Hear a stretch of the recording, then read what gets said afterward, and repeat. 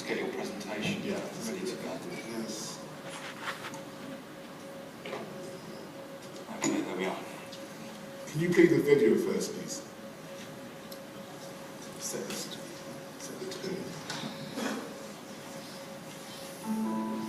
Remember when they said travel was for those who had money? We'll get back to that in a second. They also said we couldn't vote. Oh, did we change that? Next they said school was not for girls. Boy, did she have something to say about that. So did she, and she, and she, and she, and a whole lot of she's. Remember when only certain people could afford a computer? What about now? Okay, back to travel, because they're at it again, saying flying was for the rich. Well, not if we can help it. JetWest. Now, everyone can fly.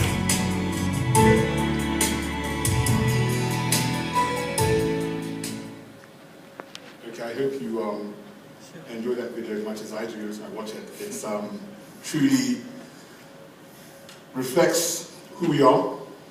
It reflects what we believe and what we are trying to achieve. A few months ago, CNN, the global news network, did a story on JetWest, and they called us, or they said that we aspired to be the EasyJet of Africa. We say no. We are, and we aspire to be, the JetWest of Africa, the JetWest from Africa, and the JetWest for Africa. Our mission is crystal clear, and it's simply this. We must continue to find ways to reduce the cost of air travel, even though we work in a very high-cost environment. This is the mission that we embark on with an absolute sense of clarity and an absolute sense of certainty that we will succeed.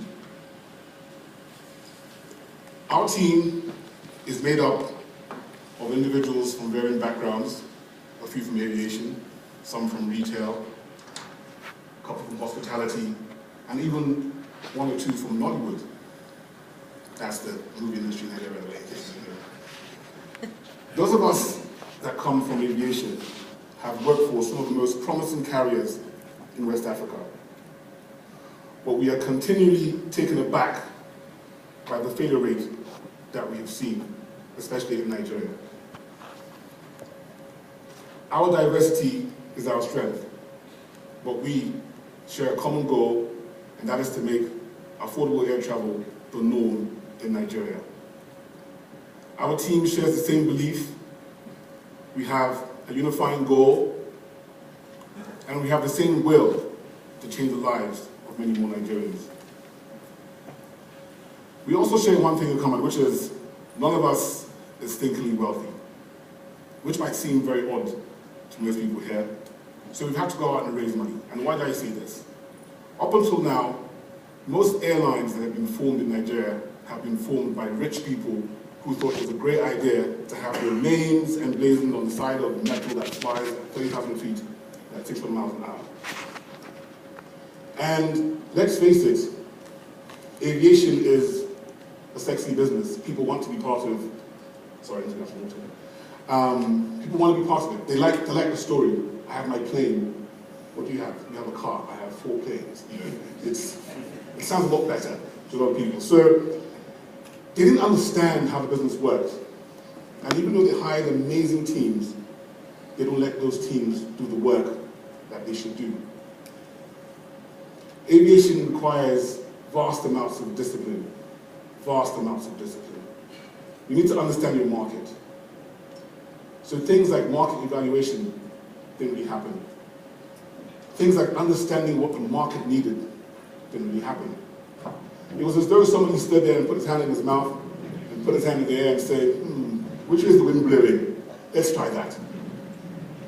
So it's as though you have little angels and devils on your left and right shoulder, whispering little things in the air. Let's go to Douala's there. No, let's go to Abidjan. No market research was done. And so you wonder, and we ask ourselves this question, why has there been such a massive failure rate in Nigeria? A market that by all means should be the panacea of aviation. You have 180 million people. We have no roads to speak of. Our roads are terrible. We have no rail. Even though right now the government is trying very hard to build new rail services, they can never catch up to the demand for travel. Nigerians love to move. It's just in our blood. We move up and down, and I've never seen a people that have such propensity for travel like Nigerians do. And so it begs the question, why would JetWest be any different from our predecessors? Well, it all starts with our mentality. We understand clearly what's at stake. We understand that the key things, the key measurable things that make an airline successful have to be followed very, very carefully. We understand that we work in a very high-cost environment, one that is challenging, one that is difficult. But that is the status quo for now. We can't change it overnight. It is up to us as an airline to figure out ways to make our operations leaner, more efficient, and a lot more productive. And we must do all of this while not compromising safety and quality, because people's lives are at stake. The great news is, we've actually done this before. 3.5 years ago, my co-founder Tunde, who was filming in the front here, and I worked for one of these promising carriers. And we discovered something that convinced us that the JetWest model that we're trying to execute right now was perhaps the formula for success if we followed some very simple patterns and processes. While I'd love to talk in detail about what we're going to do, I feel maybe one or two of my rivals in the audience might actually not understand it, so I'll save that for later. But I'll tell you this, there's data, and all the information you need to understand our market is right there in that data. The data speaks for itself, and it speaks loudly to us. But I'll tell you what we did at this promising carrier that has since fallen on very, very hard times. We both joined this promising carrier. I have to call it that, I can't say its name, fortunately, in the last quarter of 2013. And like good managers, we didn't come in there and try to change things on day one. We wanted to understand how it worked and how things operated. And so what we did was we watched and saw what was the norm. And the last quarter of that year, with 8 aircraft, we carried an average of 90,000 passengers a month. We operated 54 flights a day, equivalent to about 6.5 hours of flying time. We had an average load factor of 65%, and our average fare for a 1-hour flight between Lagos and Abuja was $130. We did revenues of about $11 million, and everybody was excited because, hey, that was pretty good. But we were going into the dreaded low season. As everybody knows, January to April could be a very tough time. In Nigeria, that's the Harmattan period, when the winds are howling and the air is dry and everything is just basically dry. So we were charged, at the time I was the chief commercial officer at this airline, and Tunde was the chief financial officer. We were charged with figuring out ways to keep the revenues coming. And so what we did was we put in place very basic low-cost carrier principles. We increased our flights from 54 daily flights to 74 daily flights, which drove everybody nuts. How can you increase flights in low season? We should be cutting back. We said, no, we're going to increase flights. We reduced our fares from $130 to about $70 for a 1-hour flight. And what we saw over the next 120 days was pure magic. Our load factors jumped to 85%, even though we had more flights. We flew our aircraft a lot more, from 6.5 hours a day to 9.5 to 10 hours a day, which was great. We carried 210,000 passengers a month in low season. And our revenues jumped from $11 million to $20 million. The great thing about this was I remember a bunch of our cabin crew coming in and saying, you can't believe that we carried 2 passengers today who could not even tie their seatbelt. And they laughed about that. And for me, I was excited because that was what we were looking for. How can we get the people who were not flying to start flying? Well, because the fares now made sense to them, they flew. But there was a cost, and it was a hefty cost. We flew all the 737-500s, and they broke down continuously. So we learned that lesson. Don't go and buy a cheap aircraft because you think you can save some money on the lease. But there was a silver lining in that cloud. And one of the things we do at JetWest is we try to find the silver lining in every dark cloud. There was a myth in Nigeria, or there is a myth, that Nigerians don't like to fly at night because it's dangerous. Now, because we had so many breakdowns, we decided as a team not to cancel any flights, but to complete our flights daily. So we had flights finishing at 1 o'clock in the morning and 2 a.m. And our competitors had been already shut down by 7 o'clock. But what we saw was there was no attrition rate.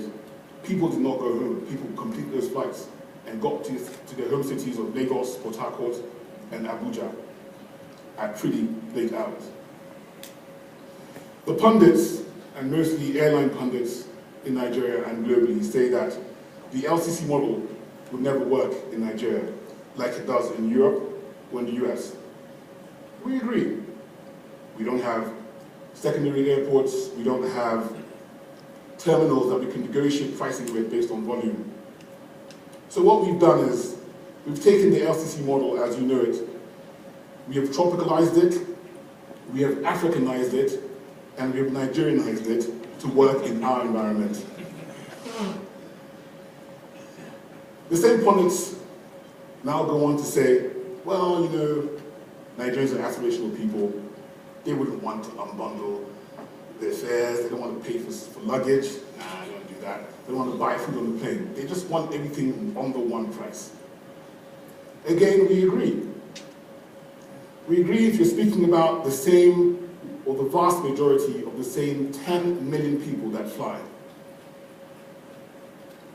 In Nigeria, over the last 4 years, even though we've gone through some of the toughest times that we've had in our country in recent history, numbers of domestic passengers have not dropped by 1 bit. Even with the failure of 2 big airlines, the number of passengers traveling by air has not dropped. All that's happened is the current players have had their aircraft a lot fuller, and we've stuck at about 10 to 11 million passengers a year for the last 4 years. Now, everybody talks about these 10 million passengers, and every single airline today in Nigeria is focused on the same 10 million passengers. Well, we asked this question. What about the 70 million people that traveled by road last year in Nigeria? What about them? They make these journeys that are extremely treacherous and very, very arduous. What about them? Who cares about them? Do they not have aspirations as well? Well, we at JetWest, we care about them. We care about those guys, the 70 million that travel by road today, and we also care about the 4 to 5 million people who are amongst that 10 million people that travel maybe once or twice a year. They are our focus. We feel their plight. We feel their call for a better way to travel. And we promise them the new normal, which is affordable air travel with love. As I said earlier, Nigerians move. We move for many reasons. We support ourselves in good times and in bad times. So whether it's weddings, whether it's funerals, whether it's a new car that's been bought, or a new house that's been built, or a new factory being opened, we go to support ourselves.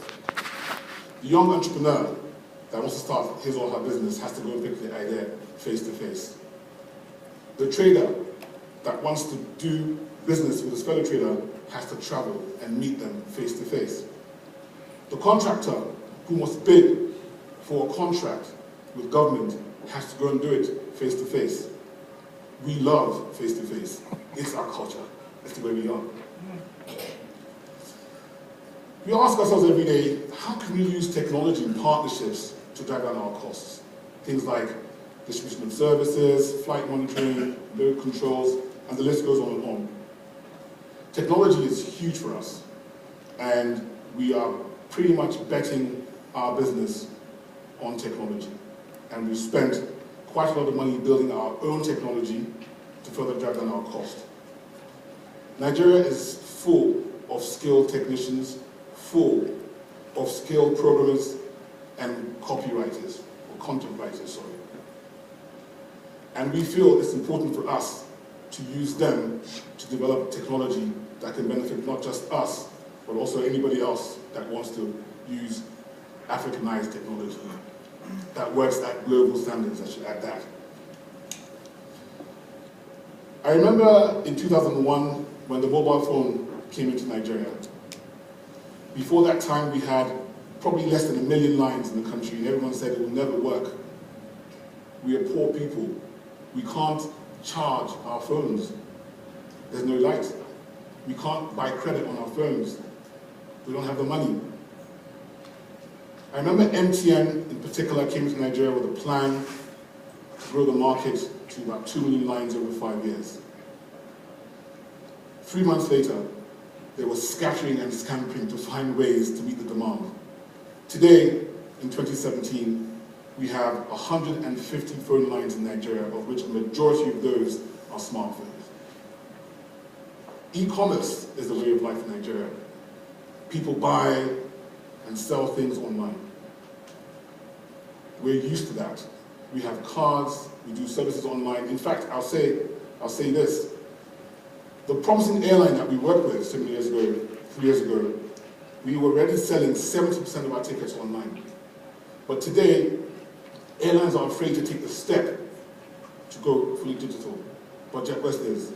We are a 100% online company, meaning we have no ticket offices, and we have other things that we've taken the cost out of the way because of our complete embrace of technology.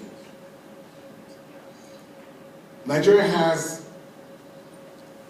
the highest, or probably I think one of the highest, if not the highest, internet penetration rates in Africa. We spend more money on data than we do on voice. We're finding ways already to reach our market. We have a very robust social media program already being rolled out in Nigeria. In fact, we just launched our first uniform contest online in Nigeria, and already in 2 weeks, we have received thousands of entries. JetWest is focusing on our innovators and our early adapters. We're not worried about mass market quite yet, even though that's our target. If we can fulfill the wishes of our innovators and our early adapters, they will be the ones that will carry our message to the mass market. And we truly, truly believe that. I talk about partnerships and ground handlers. They are key to us. They are extremely key to us. We have handed over 100% our ground handling to our handling partners. Everything from check-in services above the wing and below the wing. JetWest Airline or JetWest Airways itself will have no ground handling personnel. So it's imperative for us to work together and work very closely with our ground handling partners. We hire together, we train together, we train our people to be world class. They are very, very important to us. We need them, and they need us too. We don't see the point in us putting our hands in something that we're not experts at. The ground handlers are experts at what they do, so why not give it to them and trust them to do a great job? JetWest is all about people, the people of JetWest. They are a real game changer.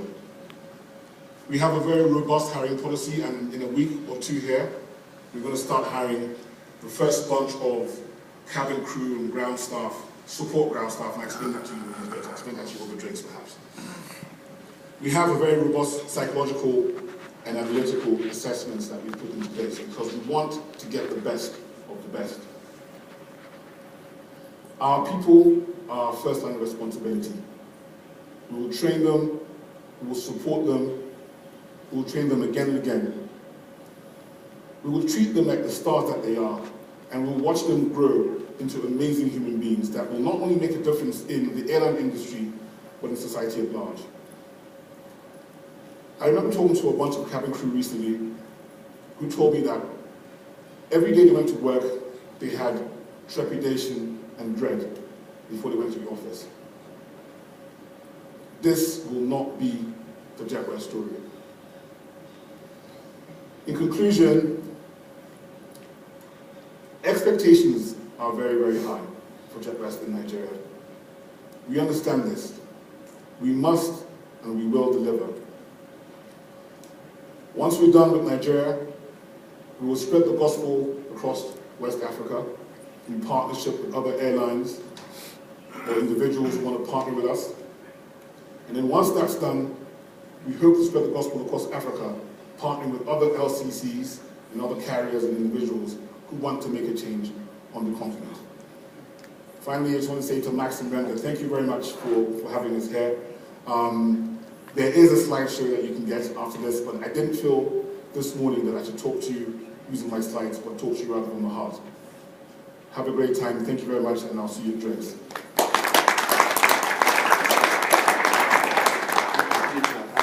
Our first question is down there. My name is JetWest Airways. Let's repeat again from Nairobi, Kenya Aerotech Operations Manager. I expected you to mention something about, you mentioned about the ground handling team who have supported whom we have been working together with. But I assume that there's a cost to ground handling. This is a ground handling conference, and I'm believing that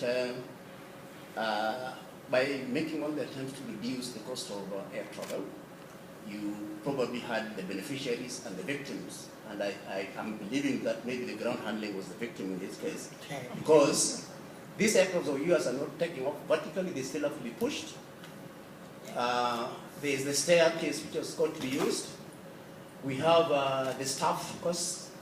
We have many other costs on ground which were there before. How did you manage to hit a compromise that all these other guys reduce the cost to fit in with what you wanted to do? Okay, I don't know if you ran earlier, I mentioned that what we did was we did a bit of smart recruiting. We went out and got ourselves the general operations for one of the ground handlers in Nigeria.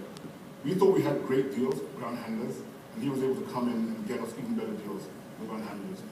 Now, it's not a situation where we're trying to put anybody out of business, but it's a fair deal. The volume we intend to carry on JetWest will make up for because everything we're doing is volume-based on our negotiations with ground handlers.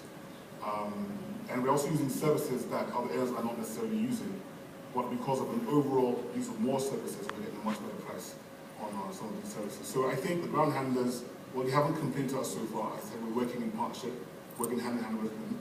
I think they're pretty satisfied with what we've done with them to this point. And yes, we do have a cost advantage versus our competitor airlines. Again, that's because we have an insider working for us. Dikko, you mentioned obviously your big recruitment drive at the moment, ready to launch, and you mentioned a couple of things you're building into that, but at the basic level, what are you looking for? What do you have to come and work? Yeah, what am I going to have? What do you... Well, we've really tried to be different. If anybody knows how Nigeria works, most companies use university degrees as a way to sort of cut out a lot of people. But in our experience over time, we've met some of the smartest people who didn't have an opportunity to go to university, and so we had to cut them out of the opportunities. We said to people, apply. Again, we're using a number of different techniques in our hiring, so we're able to see, based on video and a number of other things we're using, those people who actually sort of meet the grade, who might not have university degrees. We don't want to lose those people. What we want to get is people who are trainable, people who believe what we believe, which is to change the way the market works, change the way, give normal people a chance to do things faster, more efficiently, and generally safer. That's basically it. Absolutely, and training is a skill. So if you've got a PhD or not, it doesn't matter to us. We just want you to be a good person who has the right sense in your head and understands and likes to actually help other people and work as a team. And that's what we're doing. It's very different in our country. It's very different. But do you see that being a game changer for training generally for the ground service providers?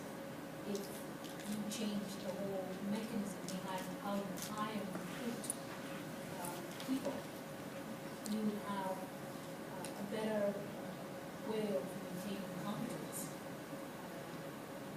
I think off the bat, attitude is king. If you've got people who have the right attitude, and this is an industry that's driven on passion.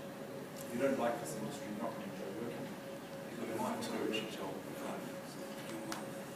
So, as I was saying, I think attitude is key. Attitude is king in actual fact. If you find people with the right attitude and the right passion for the industry, half the battle is won. Recruit on attitude. That's what I say. When you look at the some of the LCCs in Europe, reference the article called the EasyJet of Africa, is there anything you just wouldn't do, having seen some of their policies and their ethos and how they panned out? Is there something you look at and think, we're moments in that? Well, I think nobody wants to be, we want Ryanair type operating margins, but we will not treat people in that manner. We think how you treat people is very, very important. And we, from society where respect is very important, and if you give respect, you get it back. So we won't treat human beings like cattle. Even though we've got high density seating and all the chains on the LCC, we still believe that customer service, reacting and responding to complaints very, very quickly is important. Again, that's where technology comes into play for us. So you can talk to us on WhatsApp, Twitter, many different avenues, and we hope to be able to respond to you very, very quickly when there are issues. And in Nigeria, if there are delays, what you normally hear is the flight has been delayed for operational reasons, without any sort of truth given. As a passenger, if you tell me you change a tire on an aircraft, I'm very understanding. But when you tell me operational reasons, I get very upset. And so based on that, we want to be able to tell our passengers the truth as much as possible. Obviously, don't tell me we change an engine, they might panic in one day. So, but we want to tell the truth as much as possible to let them know that what's truly going on and why there's a delay. So those OCD passengers we heard about in the KPMG passenger, you guys are on top of this. The millennials are coming through Nigeria, their strength, and if anyone doesn't understand that, they're quickly going to lose their shares. They're determining how things are bought and sold faster than anybody else. They're influencing their parents, who have the money to spend. And so we focused on them, getting them to feel part of our brand, part of who we are, because we know they will influence their parents and their uncles and aunts and family at large to come with JetWest, a company that actually feels like a good friend of theirs. If you have a question, please raise your hand. We still have a few minutes. What would be your kind of golden piece of advice as you come in as a fresh voice from an airline from when you hear some of the discussion you've had today? What would you advise or recommend that the ground handling industry does to address some of the issues that we've heard about? It's tough and complex, a lot more complex over my head, to be honest with you. But just as a layman who's dealing with ground handlers, I do have to say, I think you need to hold your airlines a bit closer, figure out ways to work with your airlines, even closer than you're doing right now. I'm not saying you're not doing a great job, but I can tell, again, speaking from our experience, that the level of interaction we had with both ground handling partners in Nigeria, I think that allowed them to feel like we were part of them and they were part of us and part of the process. And I think it's going to result in something very different and magical in our market. I can't think of anywhere else but that. So. Thank you. All we have a question there. Back.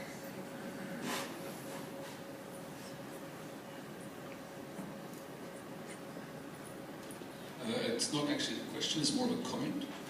just on what Dikko said about partnerships. I think that's very laudable, and I can think in the South African market of a handful of airlines who would probably think that their ground handlers are partners. But the majority of airlines treat ground handlers as a commodity, and it's take it or leave it. And I really appreciate the approach that you've made in Nairobi. Sorry, I beg your pardon, in Lagos. We're good. I'm thinking ahead. We're coming. And we have an up-and-coming low-cost carrier as a partner of ours here in South Africa. And they have a similar philosophy to yours. And as a ground handler, we actually cherish that. And to me, to be made to feel to be part of the success of an airline, I think is the way to go. And obviously, if an airline starts to feel the burn, then you need to understand that as well. But by and large, the relationship between a ground handler and an airline is not one of partnership.